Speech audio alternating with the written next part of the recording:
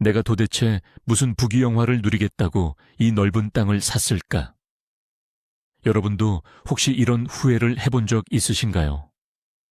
아침에 눈을 뜨자마자 끝없이 펼쳐진 풀밭을 보며 스스로에게 바보 같다고 욕을 한 적이 한두 번이 아닙니다. 이 영상은 정말 중요합니다. 왜냐하면 누구나 한 번쯤 꿈꾸는 그림 같은 시골집과 넓은 마당에 진짜 민낯을 보여드릴 것이기 때문입니다. 오늘은 제가 이 거대한 땅덩어리와 씨름하며 겪은 눈물겨운 현실, 그리고 그럼에도 불구하고 왜 제가 이 고생을 멈추지 못하고 있는지 그 충격적인 이유를 알려드리겠습니다. 아마 영상을 끝까지 보시면 여러분의 전원 생활에 대한 환상이 완전히 깨지거나 아니면 오히려 더 깊은 매력에 빠지실지도 모릅니다. 여러분은 이 넓은 밭을 보시면 어떤 생각이 먼저 드시나요? 낭만인가요? 아니면 노동인가요? 댓글로 여러분의 솔직한 생각을 먼저 남겨주시면 감사하겠습니다. 이 모든 총극의 시작은 불과 몇 년 전으로 거슬러 올라갑니다. 텔레비전이나 유튜브를 보면 푸른 잔디밭에서 커피를 마시고 유기농 채소를 여유롭게 수확하는 사람들의 모습이 정말 자주 나오죠. 저 역시 그 달콤한 함정에 빠진 수많은 사람 중 하나였습니다. 삭막한 도시의 아파트 숲에서 벗어나 나만의 넓은 땅을 갖고 싶다는 강렬한 열망 하나로 덜컥 이 엄청난 규모의 시골집과 밭을 계약해버렸습니다. 부동산 중개인과 함께 이 땅을 처음 둘러보던 날, 따스한 햇살과 부드러운 바람에 흔들리는 풀들을 보며 저는 완전히 이성을 잃었습니다. 그 풀들이 나중에 저의 숨통을 조여올 악마의 씨앗이라는 것을 그때는 전혀 몰랐던 것이죠. 귀농이나 전원 생활에 대한 아무런 기초 지식도 없이 그저 땅이 넓으면 넓을수록 좋은 것이라고 믿었던 한 초보자의 무모한 도전이 이렇게 시작되었습니다. 처음 이사온 첫날의 그 설렘을 아직도 잊을 수가 없습니다. 하지만 낭만은 딱 3일 만에 끝났습니다. 가장 먼저 저를 좌절하게 만든 것은 바로 끝없이 자라나는 잡초였습니다. 정말 농담이 아니라 잡초는 밤사이에 1미터씩 자라는 것 같습니다. 흔히 잡초는 그냥 손으로 쑥쑥 뽑으면 된다고 생각하는 분들이 많죠. 이게 바로 시골 생활의 가장 큰 오해이자 환상입니다.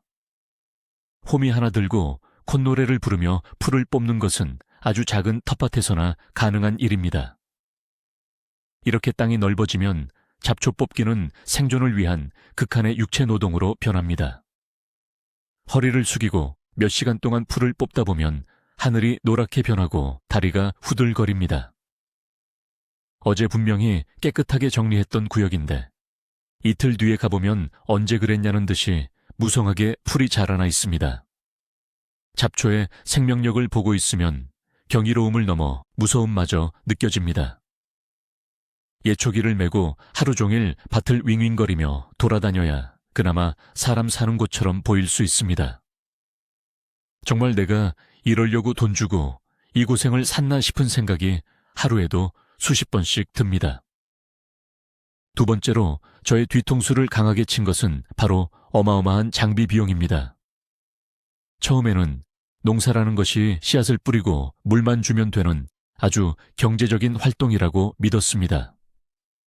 하지만 땅이 넓어지니 그것은 완전히 순진한 착각이었습니다. 작은 삽 한 자루로는 도저히 감당이 안 되는 면적입니다. 결국 울며 겨자 먹기로 예초기를 사고 관리기를 사고 비료를 뿌리는 기계까지 사야 했습니다. 이것저것 꼭 필요하다는 농기구들을 하나둘씩 장만하다 보니 어느새 통장 잔고가 바닥을 보이고 있었습니다. 어떤 분들은 농촌에서 살면 돈 쓸 일이 없어서 돈이 모인다고 하시는데 그것은 정말 새빨간 거짓말입니다. 기계가 고장나면 수리비도 만만치 않고 기름값도 계속 들어갑니다. 차라리 그 돈으로 대형마트에서 유기농 채소를 평생 사 먹는 것이 경제적으로는 훨씬 이득일지도 모른다는 계산이 나오더군요. 농사는 장비발이라는 말을 뼈저리게 실감하는 순간이었습니다. 철물점 사장님과 둘도 없는 베프가 되어가는 제 모습을 보며 헛웃음이 나왔습니다. 날씨가 이렇게까지 사람의 피를 말리는 존재인 줄은 도시에서는 상상도 못했습니다.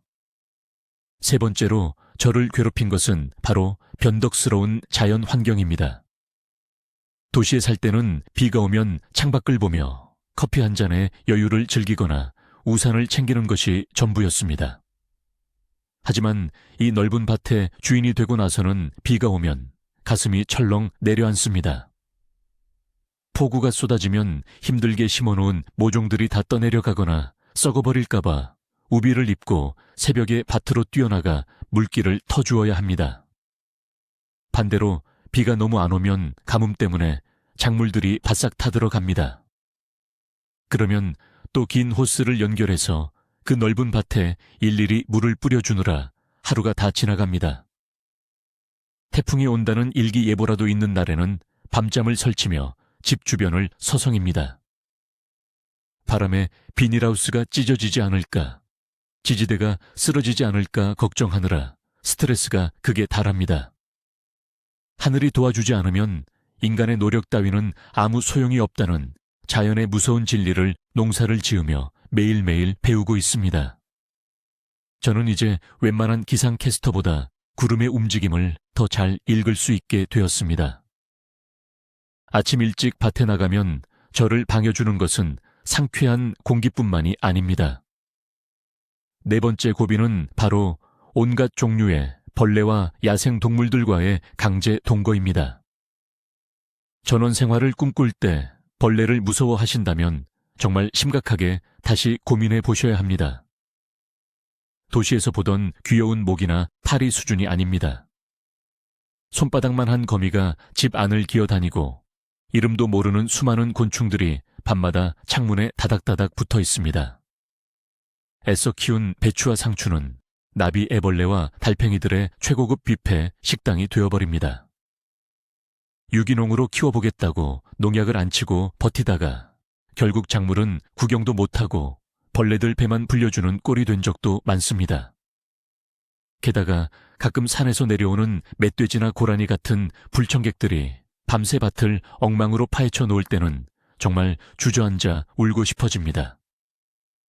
울타리를 치고 그물을 덮어봐도 이 자연의 포식자들을 완벽하게 막아내는 것은 불가능에 가깝습니다. 저는 인간이 자연을 지배하는 것이 아니라 그저 자연의 일부분을 빌려 쓰고 있다는 사실을 매일 깨닫고 있습니다. 다섯 번째 문제는 바로 제 자신의 몸, 즉 체력의 한계입니다. 사실 제가 그렇게 약한 체질이라고 생각해 본 적이 없는데 이 넓은 땅 앞에서는 한없이 초라해지더군요. 농사일이라는 것은 기본적으로 쪼그려 앉거나 허리를 굽힌 상태로 진행되는 극한의 코어 운동입니다. 하루 종일 잡초를 뽑고 삽질을 하고 나면 저녁에는 숟가락을 들 힘조차 남아있지 않습니다. 손바닥에는 물집이 터져서 굳은 살이 박이고 어깨와 무릎에는 파스가 떨어질 날이 없습니다. 시골 공기가 좋아서 건강해질 줄 알았는데 오히려 골병이 드는 기분입니다. 병원에 가서 물리치료를 받으며 의사 선생님께 혼나는 것이 일상이 되었습니다. 흔히들 땀 흘려 일하는 노동의 신성함을 이야기하지만 그것도 하루 이틀이지 매일 반복되면 엄청난 고통으로 다가옵니다. 특히 무더운 한여름에 뙤약볕 아래서 일을 할 때는 현기증이 나서 쓰러질 뻔한 적도 있습니다. 왜 옛날 어르신들이 농사일은 골병드는 일이라고 하셨는지 제 온몸의 세포 하나하나가 절실하게 느끼고 있는 중입니다. 이 거대한 땅은 저에게서 주말이라는 개념을 완전히 빼앗아 가버렸습니다. 여섯 번째 현실은 바로 절대적인 시간의 부족입니다. 직장 생활을 할 때는 주말이면 늦잠도 자고 영화도 보고 친구들도 만나는 여유가 있었습니다. 하지만 시골집의 마당과 밭은 저에게 휴식을 허락하지 않습니다. 금요일 저녁에 퇴근을 하자마자 작업복으로 갈아입고 해가 질 때까지 밀린 밭일을 해야 합니다.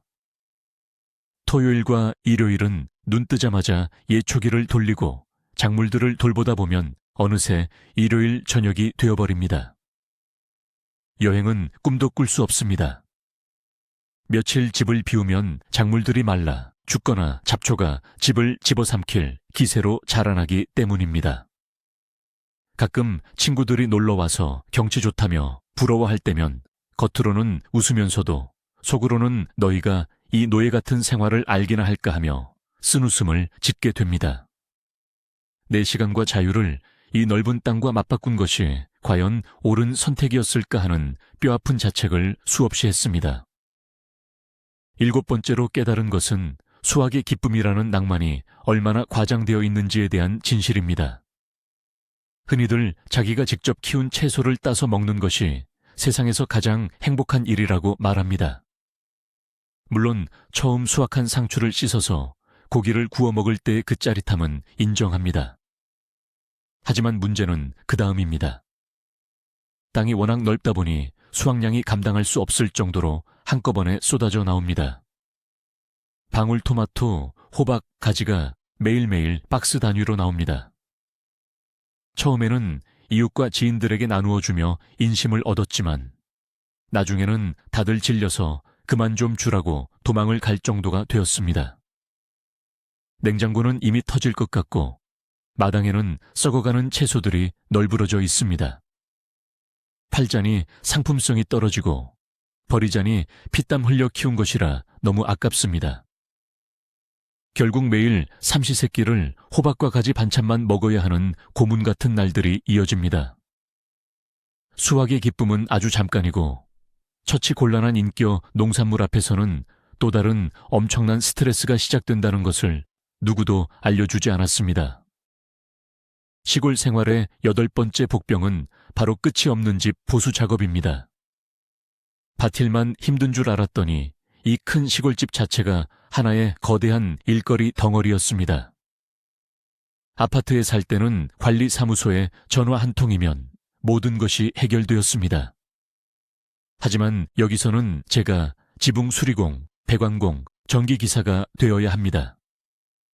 겨울에는 수도관이 얼어서 터질까봐 노심초사해야 하고 여름에는 장마철에 비가 새지 않을까 지붕에 올라가 방수 페인트를 발라야 합니다.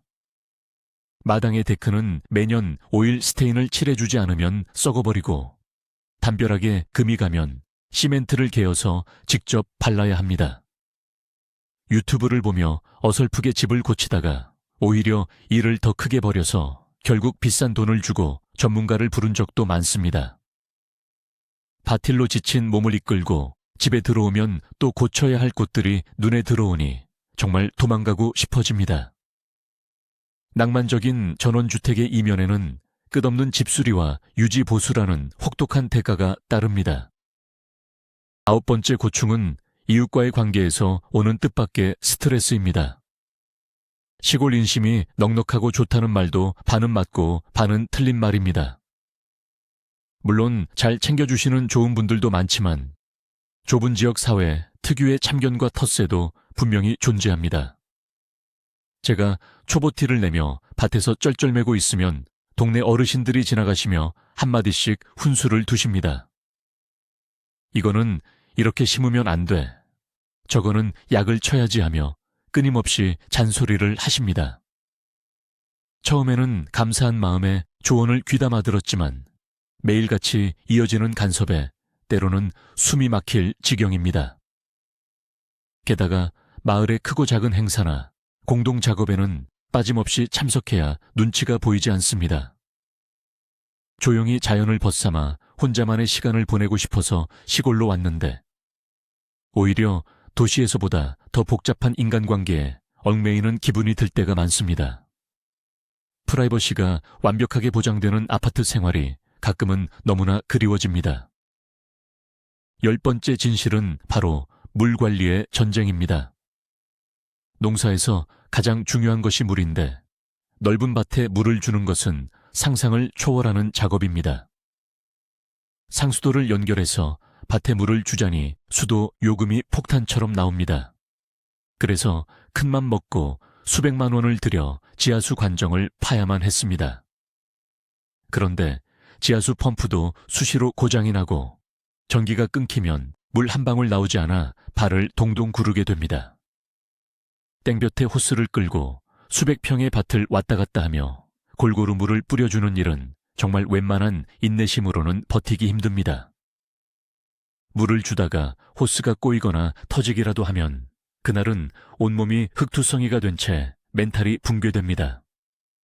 스마트팜처럼 자동으로 물을 주는 시스템을 설치하고 싶지만 비용을 알아보니 차라리 제가 매일 땀을 흘리는 것이 낫겠다는 슬픈 결론에 도달했습니다. 언제쯤 비가 시원하게 내려줄까 하늘만 쳐다보는 것이 매일의 주요 일과가 되었습니다. 11번째는 음식물 쓰레기와 분리수거의 고통입니다.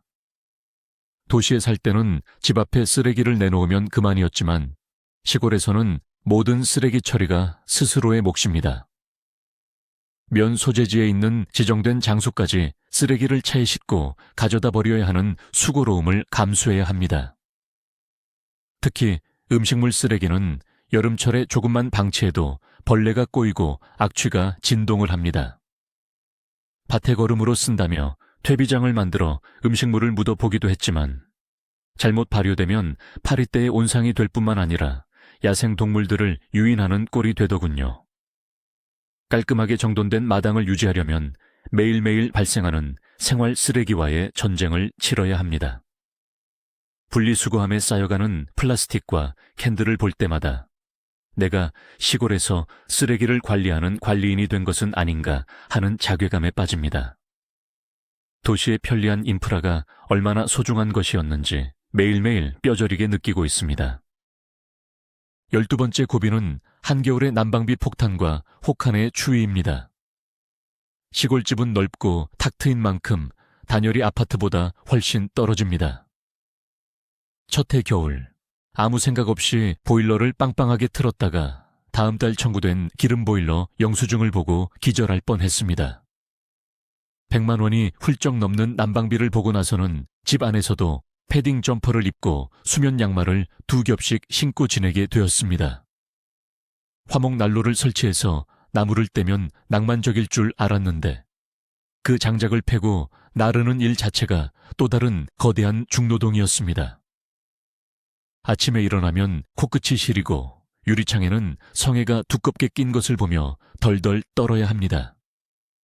눈이라도 많이 내리는 날에는 집 밖으로 나가는 길을 뚫기 위해 꼭두새벽부터 넉가래를 들고 눈을 치워야 고립을 면할 수 있습니다. 시골의 겨울은 한 폭의 그림 같지만 그 속에서 살아가는 사람에게는 생존을 위한 또 하나의 처절한 계절일 뿐입니다. 13번째는 흙에 대한 무지함에서 온 쓰라린 실패입니다. 밭에 씨앗을 뿌리면 무조건 싹이 나고 열매를 맺는 줄 알았습니다. 하지만 농사의 성패는 흙의 상태, 즉 토질이 결정한다는 것을 너무 늦게 알았습니다.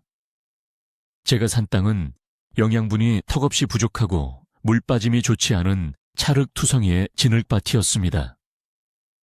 아무리 좋은 씨앗을 심고 비싸고 좋은 비료를 쏟아부어도 작물들이 시름시름 앓다가 죽어버렸습니다.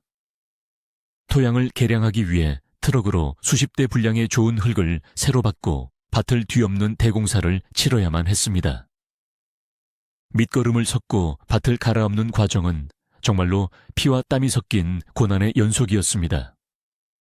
흙 한 줌의 소중함을 모르고 덤볐다가 수백만 원의 돈과 엄청난 시간만 낭비한 셈입니다. 농사는 단순히 심고 거두는 것이 아니라 땅을 이해하고 흙을 살리는 과학이자 철학이라는 것을 아주 값비싼 수업료를 내고 배웠습니다. 14번째는 끝없는 외로움과 고독감입니다. 막상 넓은 땅과 집을 갖게 되었지만 해가 지고 밤이 찾아오면 사방이 칠흑 같은 어둠에 휩싸입니다. 도시의 화려한 넌사인이나 자동차 소리가 사라진 빈자리에는 풀벌레 소리만 울려 퍼집니다. 처음에는 그 고요함이 너무 좋아서 힐링이 되는 것 같았지만 어느 순간부터는 섬에 갇힌 듯한 깊은 적막감이 밀려옵니다.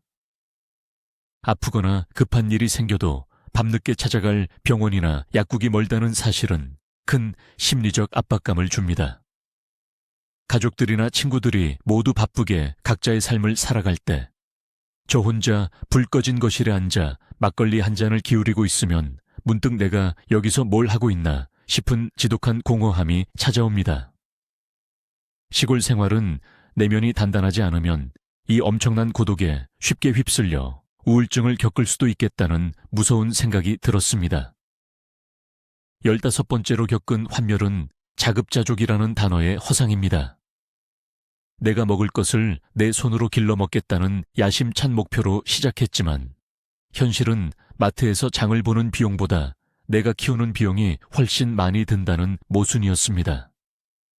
농약이나 화학 비료를 쓰지 않은 완벽한 유기농을 고집하다 보니 수확량은 턱없이 부족했고 결국 모자란 식재료를 사기 위해 다시 시내의 대형마트로 차를 몰고 나가는 제 자신을 발견했습니다. 닭을 키워 신선한 계란을 먹어보겠다며 닭장을 짓고 사료를 사다 날랐지만 사료값이 계란값보다 비싼 데다가 매일 닭장 배설물을 청소하는 일은 상상을 초월하는 역겨움을 동반했습니다. 자급자족이라는 낭만적인 포장지 안에는 엄청난 노동력의 착취와 자본의 투입이 숨겨져 있다는 불편한 진실을 온몸으로 겪어냈습니다. 16번째, 가장 심각하게 멘탈이 나갔던 순간은 모든 것을 포기하고 싶었던 작년 여름의 대폭우 때였습니다. 며칠 밤낮을 쉬지 않고 퍼부은 비 때문에 정성껏 갖고 온 고추밭과 참깨밭이 완전히 물에 잠겨버렸습니다. 무릎까지 차오른 흙탕물 속에서 힘없이 꺾여 떠내려가는 작물들을 바라보며 저는 밭둑에 주저앉아 엉엉 울고 말았습니다. 그동안 흘린 땀방울과 허리 통증을 참아가며 견뎠던 시간들이 한순간에 흙탕물과 함께 사라져버린 기분이었습니다. 자연의 거대한 힘 앞에 인간이 얼마나 작고 무기력한 존재인지 뼈저리게 느꼈습니다. 당장이라도 부동산에 이 망할 놈의 집과 땅을 헐값에라도 내놓고 다시 도시의 편리한 아파트로 도망치고 싶었습니다. 내가 진짜 바보 천치지. 다 버리고 떠나자며 마음속으로 수백 번도 더 사직서를 썼던 끔찍한 날이었습니다. 하지만 17번째 블록에서는 이야기가 조금 달라집니다. 제가 왜 그 수많은 좌절과 후회 속에서도 이 땅을 떠나지 못했는지를 말씀드려야겠네요. 모든 것을 포기하려고 마음먹었던 며칠 뒤, 물이 빠진 흙탕물 속에서 기적처럼 살아남은 작은 토마토 묘목 하나를 발견했습니다. 잎사귀는 다 뜯겨나가고 줄기만 앙상하게 남았지만 그 끝에 작고 파란 열매 하나가 악착같이 매달려 있었습니다. 그것을 보는 순간 망치로 머리를 한 대 얻어맞은 것 같았습니다. 이 작은 식물조차도 생존을 위해 이렇게 처절하게 버티고 있는데 나는 비 한 번 맞았다고 도망치려 했구나 하는 부끄러움이 밀려왔습니다. 그때부터 오기가 생겼습니다. 그래, 네가 이기나 내가 이기나 한번 해보자. 저는 다시 장화를 신고 밭으로 들어가 진흙을 걷어내고 쓰러진 지지대를 세우기 시작했습니다. 18번째로 제가 깨달은 놀라운 변화는 다름 아닌 제 몸과 마음의 건강이었습니다. 매일 욕을 하면서 밭일을 하고 온몸이 쑤셨지만 어느 순간부터 불면증이 씻은 듯이 사라졌습니다.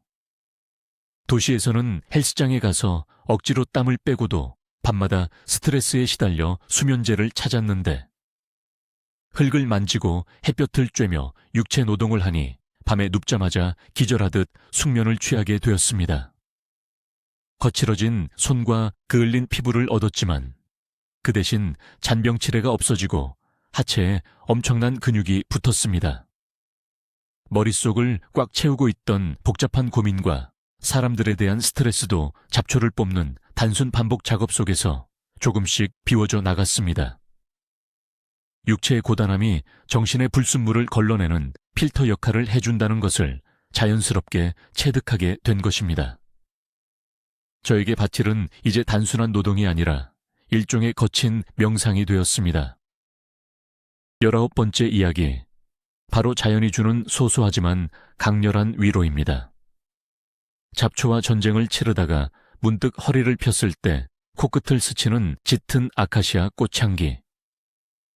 이른 아침 밭에 나갔을 때 풀잎에 맺힌 영롱한 이슬방울이 아침 햇살에 반짝이는 모습. 밤하늘에 쏟아질 듯이 박혀있는 수많은 별들을 마당 평상에 누워 바라볼 때의 벅찬 감동.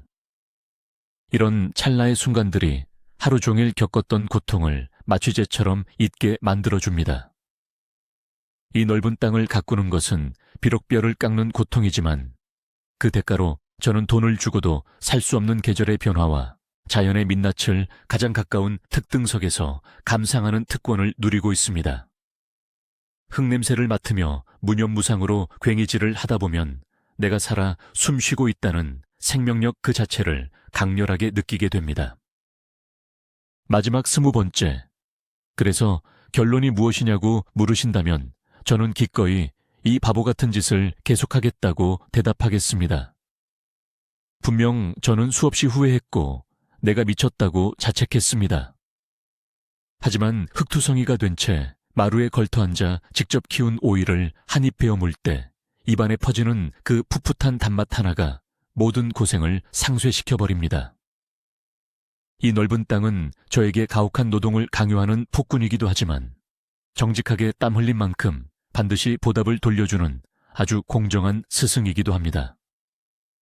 처음에는 이 거대한 자연을 내가 통제하고 지배하려고 했기 때문에 고통스러웠습니다. 하지만 이제는 욕심을 버리고 잡초가 나면 나는 대로 벌레가 먹으면 먹는 대로 그저 자연의 순리에 나를 맡기며 함께 살아가는 법을 배우고 있습니다. 그래서 저는 내일 아침에도 또다시 장화를 신고 투덜거리면서 밭으로 향할 것입니다. 오늘 영상에서 말씀드린 모든 고생과 눈물, 그리고 그 속에서 찾아낸 기적 같은 깨달음의 순간들이 어떠셨나요? 여러분은 제가 겪은 이 뼈아픈 좌절 속에서 어떤 반전을 느끼셨나요? 결국 시골집과 넓은 땅을 가꾸는 것은 로맨스 영화가 아니라 매일 피 튀기는 액션 생존 다큐멘터리에 가깝습니다. 하지만 역설적이게도 그 지독한 육체 노동과 스트레스의 끝에는 흙이 주는 치유와 살아있다는 벅찬 희열이 기다리고 있었습니다. 전원 생활은 결코 도피처나 낭만이 아닙니다.